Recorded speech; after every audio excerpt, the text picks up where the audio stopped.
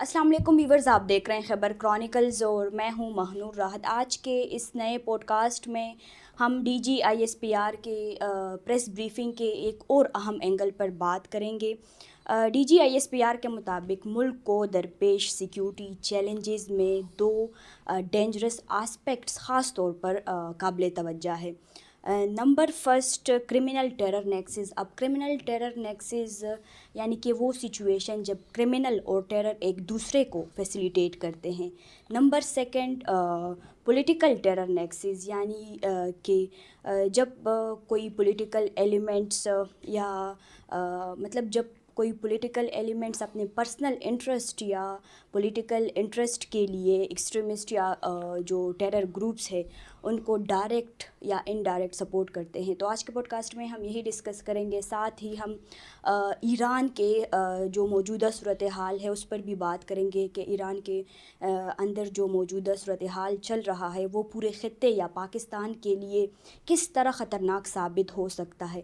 اس کے ساتھ ساتھ ہم چائنا اور پاکستان کے جو شیئر سٹانڈس پر بات ہوئی ریسنٹلی، پاکستان اور چائنا کے درمیان ایک اہم میٹنگ ہوئی، اس پر بھی بات کریں گے، جس میٹنگ میں ٹیررزم، سائبر کرائم اور ٹرانس نیشنل سیکیورٹی تھریٹس کے خلاف زیرو ٹالرنس پر بات ہوئی اور اسٹریٹجک کوآپریشن کے ذریعے ریجنل اسٹیبلٹی کو مضبوط بنانا چاہتے ہیں دونوں ممالک۔ تو ان تمام ٹاپکس پر بات کرنے کے لیے ہمیں جوائن کر رہے ہیں عارف یوسف زئی صاحب۔ بہت شکریہ سر۔ بہت شکریہ۔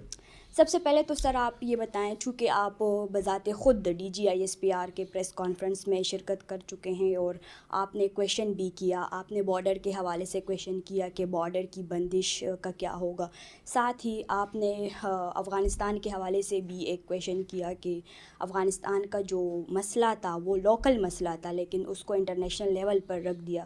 اس کے ساتھ ساتھ آپ نے اس پر آرٹیکل پہ بھی بات کی، آرٹیکل 245 کے حوالے سے بھی۔ آپ D G I S P R کے پریس بریفنگ پر کیا انالیسز دیتے ہیں؟ دیکھیں جی، D G S P R صاحب کی پریس کانفرنس تھی اور جیسے کہ پہلے پریس کانفرنسز کی طرح یہ بھی ایک لانگ ڈریون یعنی ایک لمبی پریس کانفرنس تھی، 3-4 گھنٹے کی پریس کانفرنس تھی، جس میں D G S P R صاحب کے مطابق وہ پاکستان کے اندر جو سیکیورٹی کے معاملات ہے اور کاؤنٹر ٹیررزم جو اقدامات ہے اس کو 2025 میں انہوں نے کہا کہ ہم سم اپ کر رہے ہیں۔ ایک سم اپ سمری بھی تھی اس میں پیش کی گئی، جس میں فیکٹس اینڈ فگرز بھی پیش کی گئی ہیں کہ پاکستان میں سال 2025 کے دوران عسکریت پسندوں کے خلاف پورے ملک میں کتنی کارروائیاں کی گئی، کوئی 75,475 لگ بھگ کارروائیاں تھی، جس میں 14,000 پلس کارروائیاں پختونخوا کے اندر انہوں نے بتایا کہ یہاں پر ہیں۔ اسی طرح تقریباً کوئی 2,500 ملیٹنٹس کو ایلیمنیٹ کرنے کا دعویٰ کیا گیا، جس میں 1,400 پلس پختونخوا کے اندر عسکریت پسندوں کو مارے جانے کے بارے میں تھا۔ ساتھ میں جو کائنیٹک آپریشنز ہیں ان کی تمام تفصیلات D G S P R صاحب نے، چونکہ سال 2025 کا انہوں نے کہا ہم اس کو سم اپ کرتے ہیں، تو ایک سمری بھی انہوں نے پوری دے دی۔ دوسرا یہ تھا کہ کاؤنٹر ٹیررزم نیریٹو یا کاؤنٹر ٹیررزم اسٹریٹجی کیا ہونی چاہیے، کیسی ہونی چاہیے، اس حوالے سے انہوں نے اس کے خد و خال بھی بتائے۔ اور پھر ظاہری بات ہے کہ جب انہوں نے اپنا سارا مدعا رکھا، اپنا موقف رکھا، تو اس کے بعد کویشچنز آنسر تھی اور تمام لوگوں نے تو وہ ملاحظہ کر لیا، انہوں نے دیکھے، اس کو ریپیٹ کرنے کی ضرورت نہیں ہے۔ میں یہ سمجھتا ہوں کہ جو D G S P R کی پریس کانفرنس تھی اس میں میں نے محسوس کیا کہ للکار تھی، اور للکار اس بار ماضی میں ہم نے دیکھا کہ پاک فوج کی للکار زیادہ تر ہندوستان کے لیے ہوتی تھی، بھارت کے لیے ہوتی تھی، اور اس دفعہ جو للکار تھی اس کا جو مین مرکز تھا یا جو مرکز نگاہ تھے وہ امارت اسلامی افغانستان تھے اور افغانستان تھا۔ بلکہ بعد میں کچھ ہم دوستوں نے تو یہاں تک اس کو کنسیڈر کیا کہ ایز اف پاکستان نے جو اپنا آرچ رائیول انڈیا ہے اس کو قدرے بیک بینچر پہ ڈال دیا ہے اور افغانستان اور امارت اسلامی کو فور فرنٹ پہ لے کے آئے ہیں کہ اب یہی پاکستان کی اسٹیبلٹی، استحکام اور خوشحالی اور امن کے سب سے بڑے دشمن ہے۔ D G S P R نے کہا کہ افغانستان پر ایک ٹولہ مسلط ہے، قابض ہے، بندوق کے زور پر آ کے لوگ قابض ہو گئے ہیں، اور افغانستان کے اندر لوگ بھی ان سے خوش نہیں ہے. تو مطلب ہم نے دیکھا کہ افغانستان کو انہوں نے ٹارگٹ کیا اور سخت ترین نشانہ بنایا. اب اس کی ظاہری بات ہے کچھ وجوہات اور محرکات ہیں کہ کیوں D G S P R صاحب کی پاک فوج کی کا نیریٹو افغانستان کے خلاف، افغان طالبان کے خلاف اتنا سخت کیوں ہو گیا ہے. مطلب پہلے تو ٹی ٹی پی کو انہوں نے، پہلے تھا ٹی ٹی پی تھی تحریک طالبان پاکستان، جب بنا 2007 میں تو ان کا نام یہی تھا. پھر کچھ عرصے بعد ہم نے دیکھا کہ تحریک طالبان پاکستان کو دہشت گردوں کا ایک ٹیگ لگا دیا گیا، اس کو دہشت گرد بولتے تھے.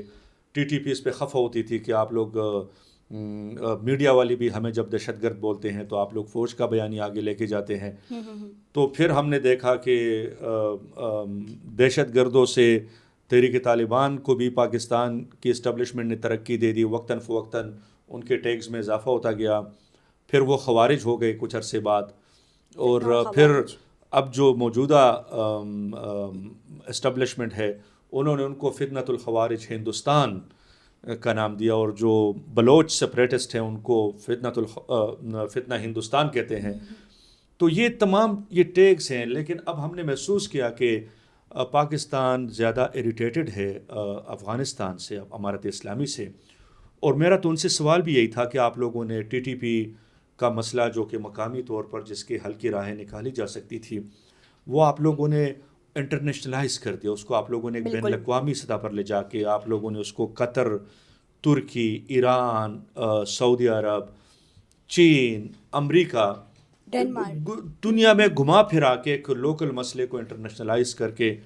تو میرے حساب سے تو یہ جو پالیسی تھی یہ زیادہ مناسب نہیں تھی. ہو سکتا ہے پاکستان کو لگا ہو کہ ان فورمز پہ جا کر جب دوست ممالک ہوں گے، لائک قطر ہوگا، تو قطر نے ثالثی کی ہے امارت اسلامی کے درمیان اور امریکہ کے درمیان، تو شاید پاکستان کو بھی کسی نے کہا ہو کہ اگر آپ لوگ اس کو قطر لے جائیں یا ترکی کی ثالثی میں لے جائیں یا سعودی عرب کی ثالثی میں لے جائیں یا اس میں آپ لوگ ایران کو شامل کر لیں تو شاید یہ دوست ممالک ہیں دونوں کے، تو یہ کوئی پیچ اپ کر لیں.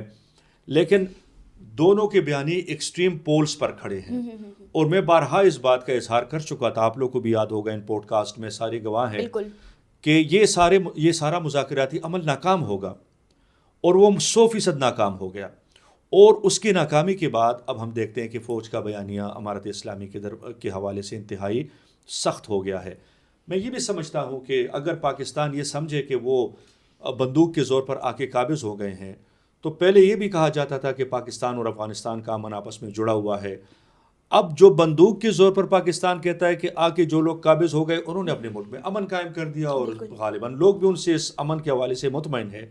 لیکن پاکستان جہاں پر کہا جاتا ہے کہ یہاں بندوق کے زور پر نہیں، الیکشن کے ذریعے لوگ منتخب ہو کے آتے ہیں، پاکستان میں پھر بھی امن نہیں ہے. حالانکہ پاکستان کے الیکشنز کو نہ ان کی کوئی کریڈیبلٹی ہے، نہ ان کو کوئی مانتا ہے، بلکہ کوئی اور کیا، پاکستان کے تمام سیاستدان ان انتخابات کو نہیں مانتے. تمام سیاستدانوں نے 18 کے انتخابات کو نہیں مانا، 18 والوں نے اس سے پہلے 13 کے انتخابات کو نہیں مانا، 13 کے انتخابات کو اس سے پہلے 2007-8 میں جو انتخابات ہوئے تھے انہوں نے ان کو نہیں مانا، اور جو 7-8 میں آئے تھے انہوں نے 2002 کے انتخابات کو نہیں مانا تھا.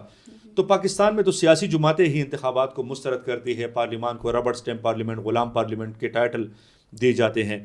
تو یہ تمام اب جو صورتحال تھی، پاکستان ایک ایسے جگہ پہ آ کے ایک طرح سے سٹک ہو گیا پاکستان کہ اب بیانیوں میں سختی آ رہی ہیں، اور کرمنل اور پولیٹیکل ٹیررسٹ نیکسس کی بات ہوتی ہے. تو یہ تو بارہا پاک فوج اور ان کے ترجمان کہہ چکے ہیں کہ ایک اللیگل اسپیکٹرم ہے کہ وہ پاکستان کے اندر آپریٹ کرتا ہے، اور پاکستان سافٹ امیج کے ساتھ ایک ملک ہے کہ جس میں اللیگل اسپیکٹرم آپریٹ کرتا ہے. اور اللیگل اسپیکٹرم سارا ملا کے اللیگل اسپیکٹرم کی جتنی ناجائز کمائیاں ہیں اور یا کاروبار ہیں یا غیر قانونی انٹرپرائزز چل رہی ہیں، تو وہ پاک فوج پہلے بھی کہتی تھی کہ اس کا الٹیمیٹ فائدہ جو ہے وہ طالبان کو، ٹی ٹی پی کو ملتا ہے. آپ نے کویشچن کیا D G I S P R سے، آپ نے بتایا بھی، میں نے بھی بتایا، لیکن اگر آپ ہمارے ویورز کو بتائیں کہ مطلب شارٹ سا آنسر جو انہوں نے آپ کو اس حوالے سے آنسر دیا.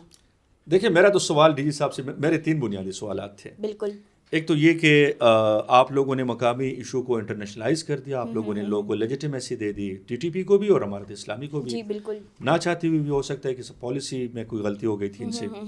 دوسرا بارڈر کی بندش کے حوالے سے کہ کیا امارت اسلامی کے ساتھ بارڈر کاروبار کے حوالے سے کوئی نیا معاہدہ کیا جائے گا، اس لیے کہ امارت اسلامی کہتی ہے کہ اب ہم بارڈر تب کھولیں گے پاکستان کوئی معاہدہ کرے.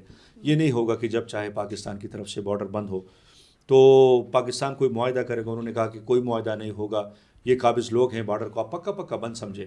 اچھا. تو اور ایک اور سوال تھا کہ پختونخوا کے اندر جو آرٹیکل 245 کے تحت فوج کو طلب کیا گیا تھا سوات آپریشن کے دوران in aid of civil power, تو پختونخوا کی حکومت اور سہیل افریدی وزیر اعلیٰ ان کی کابینہ نے تو اس کو ختم کر دیا ہے، ختم کرنے کا فیصلہ. لیکن چونکہ یہ سپریم کورٹ میں چیلنج ہے تو یہ لوگ سپریم کورٹ سے اپنا کیس واپس لیں گے. اور یہ حکومت سمجھتی ہے کہ جب ہم آرٹیکل 245 کو ختم کریں گے تو پختونخوا سے فوج چلی جائے گی یا سرحدات پہ چلی جائے گی، جو ان کا شہروں میں عملداری ہے وہ ختم ہو جائے گی اور آپریشنز بھی نہیں ہوں گے، ڈرون بھی نہیں ہوں گے.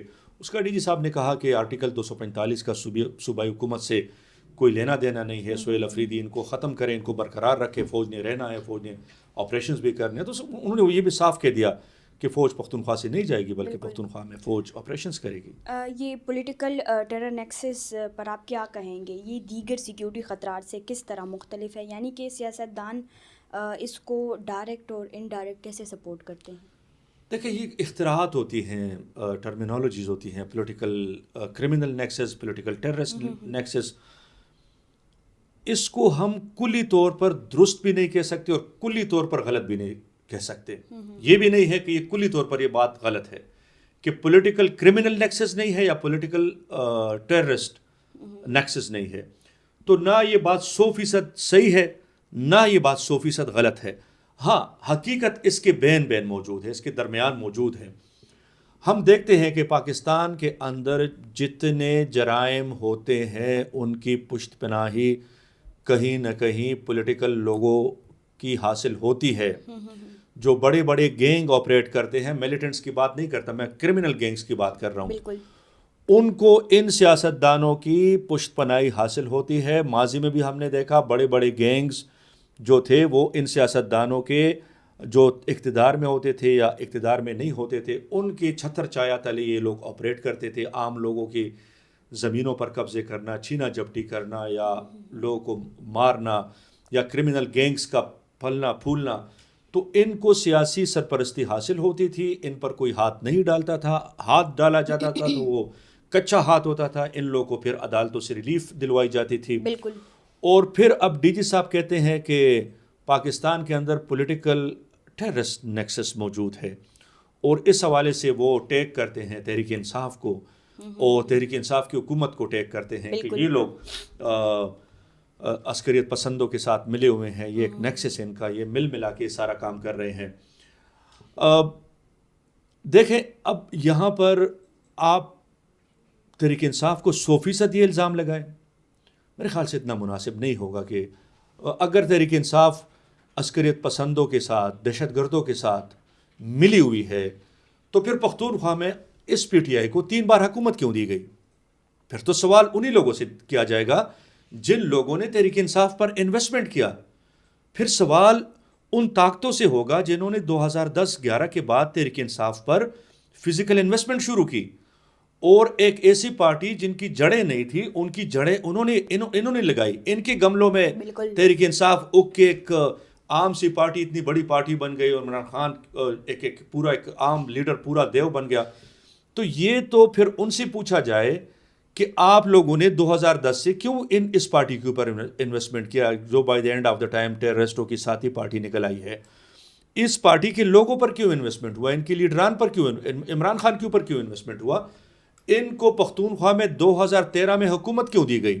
پہلی حکومت پرویز خٹک کی. 2018 کے انتخابات میں اس ٹیررسٹ نیکسس والی پارٹی کو ان کے وزیر اعظم عمران خان کو وزیر اعظم کیوں بنا دیا گیا؟ اور آج پختونخوا میں اگر ایسا ہے کہ P T I as a party اور جو ذمہ داران ہے یا Sohail Afridi as a chief minister یہ عسکریت پسندوں کے ساتھ ملے ہوئے ہیں تو پھر ان کو وزیر اعلیٰ کی کرسی پر کیوں بٹھا دیا گیا، کیوں چھوڑ دیا گیا ہے؟ پھر یہ بڑے بڑے سوالات پیدا ہوتے ہیں کہ اس میں تو کچھ اور بھی پھر مطلب وہ کہتے ہیں نا کچھ تو ہے جس کی پردہ داری ہے. تو میں یہ سمجھتا ہوں کہ تحریک انصاف اپنی ایک پالیسی کے مطابق چل رہی ہے، اور ان کی یہ پالیسی بھی دوغلے پن پر مبنی ہے۔ تحریک انصاف کی ایک اسٹیٹک پالیسی ہے کہ ہم آپریشن کے خلاف، عمران خان گزشتہ 20-22 سال سے یہی کہتے آئے ہیں کہ وہ آپریشنز کے خلاف ہیں، ملیٹنسی کا مسئلہ مذاکرات اور جرگوں سے حل کرنا چاہتے ہیں۔ لیکن عمران خان کی اپنی حکومت میں بھرپور طریقے سے آپریشنز ہو رہے تھے۔ جو نیریٹو عمران خان زبان سے بیان کرتا تھا، عملی طور پر ان کی حکومت میں آپریشنز ہو رہے تھے۔ پھر ان کی حکومت کے لاسٹ فیز میں ٹی ٹی پی کے ساتھ امارت اسلامی کے تواسط سے مذاکرات بھی ہوئے، لیکن آپریشنز تو کبھی نہیں رکے۔ عمران خان کے دور میں بھی آپریشنز نہیں رکے۔ تو عمران خان تو کہتا ہے کہ میں آپریشن نہیں مانتا، آپریشن ہو رہے تھے۔ پھر آپ آتے ہیں، سہیل افریدی کی حکومت ہے، پیچھے آپ لوگوں نے دیکھا پرویز خٹک کی حکومت میں بھی آپریشنز ہوئے، محمود خان کی حکومت میں بھی آپریشنز ہوئے، علی امین گنڈاپور کی حکومت میں بھی آپریشنز ہوئے، دن رات ہوئے، اور ابھی سہیل افریدی کی حکومت میں بھی آپریشنز ہو رہے ہیں۔ آئی بی اوز ڈیلی کے حساب سے 206 کا فگر دیا D G S P R نے۔ تو آپریشنز کا سلسلہ تو نہیں رکا۔ تحریک انصاف تو صرف ہڈ کرنے کے لیے، عوام کو دھوکہ دینے کے لیے، عوام کے سامنے عوام کو دھوکہ دینے کے لیے یہ بات اپنی زبان سے تو ان کا یہ ہے کہ ہم آپریشن نہیں مانتے، ڈرون نہیں مانتے، یہ نہیں مانتے، لیکن عملی طور پر تو وہ آپریشنز بھی مانتے ہیں، وہ ڈرون بھی مانتے ہیں، ان کی حکومت میں ہو رہے ہیں۔ اب آپ دیکھیں 13 سے 1,10,000 لوگ آئی ڈی پیز بن رہے ہیں۔ یہ کس کی حکومت ہے؟ یہ سہیل افریدی کی حکومت ہے۔ سہیل افریدی اپنے ہی علاقے کے لوگوں کو آئی ڈی پیز بنا رہا ہے، اس کے لیے کیمپ قائم کیا گیا ہے۔ جو لوگ آ رہے ہیں ان کو رجسٹریشن میں دسیوں مسئلے مسائل ہیں، اور کیوں لوگ نقل مکانی کر رہے ہیں جو لوگ نہیں کرنا چاہ رہے تھے۔ اب جو ان کے ساتھ معاہدہ ہوا ہے نقل مکانی کا تیرا کے لوگوں کے ساتھ، بالکل وہ تو ضلع انتظامیہ نے کیا ہے، ڈی سی نے کیا ہے، کمشنر نے کیا ہے، چیف سیکرٹری نے کیا ہے، مطلب ضلع انتظامیہ نے کیا، سہیل افریدی کی حکومت نے کیا۔ اب لوگوں کو آئی ڈی پیز کس لیے بنایا جا رہا ہے؟ تیرا میں ایک بہت بڑے آپریشن کے لیے۔ تو میں یہ کہتا ہوں کہ اگر تحریک انصاف زبان سے یہ کہتی ہے کہ ہم آپریشن نہیں مانتے، ہم ڈرون نہیں مانتے، ہم یہ نہیں مانتے، لیکن فزیکلی تو وہ آپریشنز میں بھی ہوتے ہیں، آپریشنز کے حامی ہوتے ہیں، ان کی حکومت میں سب کچھ چلتا ہے۔ سوالات تو بہت ہے، لیکن D G I S P R کے پریس بریفنگ پر سہیل افریدی نے، جو کہ صوبائی حکومت ہے، انہوں نے اپنا موقف دیا ہے کہ مطلب اگر دہشت گردی کو جڑ سے ختم کرنا ہے تو اسٹیبلشمنٹ کو چاہیے کہ وہ ہمارے ساتھ پالیسیز بنائیں۔ اس پر آپ کیا کہیں گے؟ دیکھیں یہ تو اگر سہیل افریدی کہتا ہے، ہماری اس سے میری اپنی پرسنل رائے گزشتہ 20-25 سال سے یہی رہی ہے صحافت میں کہ جو ملیٹنسی کا مسئلہ ہے یہ طاقت سے نہیں، یہ مذاکرات سے حل ہو، یہ جرگے سے حل ہو، لیکن جرگہ ایسا ہو کہ جو جرگہ ہو ایسا نہ ہو کہ جس بندے سے کوئی تھانے نہ لے جائے، آپ اس کو جرگے میں بھجوا دیں۔ تو یہ جرگے تو نہیں چلنے والی، یہ تو ہماری بھی رائے ہے۔ لیکن سہیل افریدی حکومت ہے، سہیل افریدی خالی بات نہیں کریں گے، ہمیں یہ نہیں بتائیں گے کہ یہ کیا جائے وہ کیا جائے۔ سہیل افریدی لوگوں نے ایک کمیٹی بنائی ہے، ان کی اسمبلی میں گزشتہ 2-1 مہینے سے امن و امان پر بات چیت چل رہی ہے۔ امن و امان کے حوالے سے ایک پالیسی ان کے سامنے نہیں آئی۔ انہوں نے امن و امان کے حوالے سے ایک کمیٹی بنائی ہے، سیکیورٹی اور امن و امان، گزشتہ روز کو آئی جی اور سی سی پی پشاور نے بریفنگ بھی دی ہے۔ یہ ہمیں بتائیں انہوں نے اس کمیٹی سے کون سی ریکمنڈیشن، کون سی پالیسی ہے کہ آپ نے عسکریت پسندوں کے خلاف آپریشن نہیں کرنا تو کیا کرنا ہے؟ بالکل متبادل راستہ کیا ہے؟ جرگہ ہے تو جرگے میں کون ہے؟ جرگے کا پروسیجر کیا ہے؟ جرگہ کہاں جائے گا؟ کس کے ساتھ بیٹھے گا؟ کون مصالحت میں آئے گا؟ فریقین کون ہوں گے؟ جرگے کے پاس کتنا وقت ہوگا کہ وہ اس عمل کو نپٹا سکے؟ تو میں یہ سمجھتا ہوں کہ دیکھیں، یہ پاکستان میں ملیٹنسی اور عسکریت پسندی یہ انتہائی حساس مسئلہ ہے اور انتہائی سنجیدہ مسئلہ ہے، اور پاکستان کے حکمران چاہے وفاق کے ہوں، پختونخوا کے ہوں، وہ اس انتہائی حساس اور سنجیدہ مسئلے کو انتہائی غیر حساس اور انتہائی غیر سنجیدہ لے رہے ہیں۔ میں پاکستان کے اندر کسی بھی فورم پر، چاہے وفاقی حکومت ہو، صوبائی حکومتیں ہوں، میں کسی بھی فورم پر سنجیدگی نہیں دیکھ رہا، میں غیر سنجیدگی دیکھ رہا ہوں۔ تو جب آپ اپنے انتہائی حساس معاملات کے لیے غیر سنجیدہ طرز عمل کے ساتھ آگے بڑھیں گے تو پھر نتائج کیا نکلیں گے؟ نتیجہ کوئی نہیں نکلے گا۔ پھر پاکستان اور افغانستان کشیدگی کے ساتھ ساتھ ابھی ایران بھی جو ہے، ایران کی صورتحال بہت خراب ہو چکی ہے، ایون پاورٹی ہے، پروٹیسٹ ہو رہے ہیں، آیا روز صورتحال بدتر ہوتی جا رہی ہے۔ تو آپ کیا کہیں گے ایران میں یہ جو سچویشن چل رہے ہیں، یہ پاکستان یا پوری دنیا کے لیے کس طرح خطرہ بن سکتا ہے؟ آپ کیا کہیں گے اس پر؟ جو شخص کل تک خود کو امن کا علمبردار کہہ کے پاکستان کے وزیر اعظم نے بھی اس کو امن کے نوبیل انعام کے لیے 2 بار نامزد کیا، پاکستان کا وزیر اعظم بھی آج جواب دے، اور وہ تمام لوگ، وہ ٹرمپ بھی یہ جواب دے جو ٹرمپ خود کے بارے میں کہتا ہے امریکن صدر کہ I'm the best deal broker, I'm the best deal maker, اور میں تو ڈیل کرتا ہوں اور میں تو جنگیں رکواتا ہوں، امن لاتا ہوں مذاکرات کے ذریعے. تو اب وہ ہمیں بتائیں کہ آپ کوئی پوری دنیا کے ایس ایچ او لگے ہیں ٹرمپ صاحب، آپ نے وینزویلا کے اندر جا کر کارروائی کی، آپ نے ان کے صدر کو اٹھایا اور وہ امریکن عدالت میں وانٹڈ تھے، تو as if you are international S H O, آپ انٹرنیشنل بین الاقوامی ایس ایچ او لگے ہوئے ہیں کہ آپ جا کے وہاں پر آپ وہاں پر کارروائیاں کریں. اب آپ دیکھ رہے ہیں کہ اسی طرح جو امریکہ کر رہا ہے، یہ جو آپ نے ایران کی بات کی، کہ ایران کی بات نئی نہیں ہے، یہ کڑی ہے، یہ وہی کڑی ہے جو ٹرمپ نے شروع کی تھی اسرائیل کے ساتھ مل کر، بالکل، کہ یہ لوگ چاہتے تھے کہ ایران کے اندر رجیم چینج ہو. تو رجیم چینج کا انہوں نے پہلے بھرپور حملہ کیا، لیکن وہ جو ان کے حملے تھے اسرائیل کے، وہ ناکام ہو گئے. ایران نے رسپونڈ کیا، اسرائیل میں کیجویلٹیز ہو رہی تھی، ایرانی حملوں سے، میزائل سے، ڈرون سے اسرائیلیوں کی چیخیں نکل گئیں کہ جنگ بند کی جائے، تو پھر ایک بہانوں سے جنگ بند کی گئی. لیکن جو رجیم چینج آپریشن تھا اس نے شکل بدلی ہے. اب وہ جنگ سے لا کر عوامی مزاحمت کی شکل میں امریکہ اور اسرائیل ان کی لابیز چلا رہی ہیں. اور یاد رکھیں، اب مجھے خدشات ہے، چونکہ رجیم چینج ان کا آپشن تھا، آپریشن تھا، یہ فیز 2 میں ہے اب، اور اس کی شکل بدل چکی ہے عوامی مزاحمت کی شکل میں. بالکل، آپ دیکھیں اس ایران میں، اور یہی عوامی مزاحمت ہم نے بنگلہ دیش میں بھی دیکھی. لوگوں نے شیخ مجیب کے مجسمے گرائے. شیخ مجیب تو پاکستان میں ہو سکتا ہے کہ لوگ کسی ایک گروپ کا، گروہ کا یا چند لوگوں کا مجرم ہو، ان کا تو نجات دہندہ تھا وہاں پر شیخ مجیب کے. اب ہم ایران میں دیکھتے ہیں کہ جو ان کے ٹاپ کمانڈر تھے قاسم سلیمانی کے مجسمے گرائے جا رہے ہیں. کوئی عام بات نہیں ہے. قاسم سلیمانی کو مارنے والے کون تھے؟ امریکہ نے اپنے ڈرون سے، جو میزائل تھا ڈرون، اس سے ہٹ کیا تھا، عراق میں ہٹ کیا تھا، تو اس کے مجسمے گرائے جا رہے ہیں. تو اس کا مطلب یہ ہے کہ امریکہ اور اسرائیل، ان کی پوری لابی ایران کے اندر رجیم چینج کر رہی ہے، اور جو رضا شاہ دہلوی کے صاحبزادے ہیں وہ تیار ہیں اس کو ٹیک اوور کرنے کے لیے.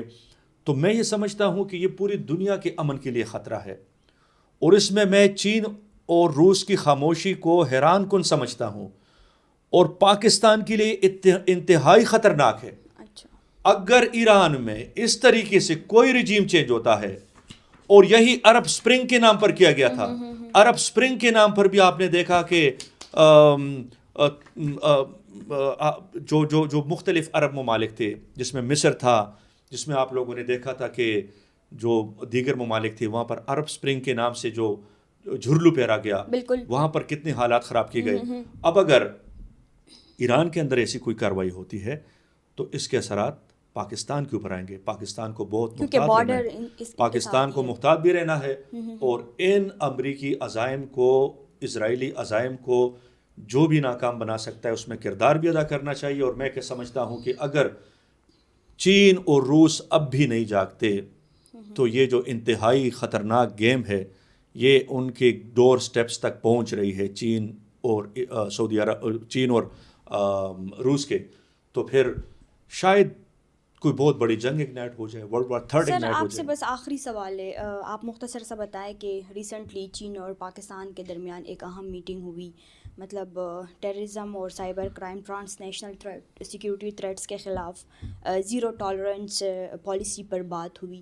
تو آپ کیا سمجھتے ہیں، مطلب گزشتہ رپورٹس کے مطابق پاکستان اور چائنا کے تعلقات تھوڑے ڈم ہو چکے تھے، جبکہ اب دوبارہ سے وہ آج بھی کوئی شائننگ نہیں ہے. اچھا، ڈم ہو چکے تھے، آج بھی شائننگ نہیں ہے. باقی جو ان کے درمیان فارمل میٹنگ سے ظاہری بات ہے چین پاکستان کا دوست بھی ہے، لیکن کچھ معاملات پر امریکیوں کے ساتھ قربت کی وجہ سے شاید چین کے کچھ تحفظات ہیں. لیکن اگین چین پاکستان کے ساتھ کھڑا تھا، کھڑا ہی رہے گا میرے خیال سے. اور یہ جو میٹنگز ان کی ہوتی ہے، ظاہری بات ہے کہ یہ کچھ ایشوز ہیں. پاکستان سمجھتا ہے کہ یہاں پر ملیٹنسی ہے، چین بھی یہی سمجھتا ہے کہ ان کے ملک میں گو کہ ایسی کوئی ملیٹنسی تو نہیں ہے، لیکن وہ سمجھتے ہیں کہ جو ایٹیم ہے، ایسٹ ترکستان اسلامک موومنٹ جو یا غور مسلمس ہیں، وہ یہ سمجھتا ہے کہ ان کے کرتا درتا افغانستان میں ہے تو یہ ری گروپ ہو کے تو یہ جا کے پھر چائنا میں کارروائیاں کریں گے. لیکن یہ میٹنگ سے ان کا کوئی اتنا یہ جو خطے میں مسئلے بن رہے ہیں اس کا کوانٹم اب اس سے بڑھ رہا ہے. یہ چھوٹے چھوٹے ایشوز ہیں نا کہ ٹی ٹی پی افغانستان کے اندر موجود ہے, یغور موجود ہے, فلانا موجود ہے, جیش العدل ایران کہتا ہے کہ وہ افغانستان کے اندر موجود ہے, لوگ کہتے ہیں القاعدہ بھی افغانستان کے اندر موجود ہے. تقریباً کوئی یو این کی رپورٹ ہے کہ پوری دنیا کے کوئی 20-25 ملیٹنٹ گروپس افغانستان کے اندر قائدین موجود ہیں, ان کے آپریٹرز موجود ہیں, کئی ایک کے نام بھی آ گئے ہیں. اسامہ بن لادن کے بچوں کے بارے میں کہا جا رہا ہے کہ وہ بھی افغانستان کے اندر موجود ہے.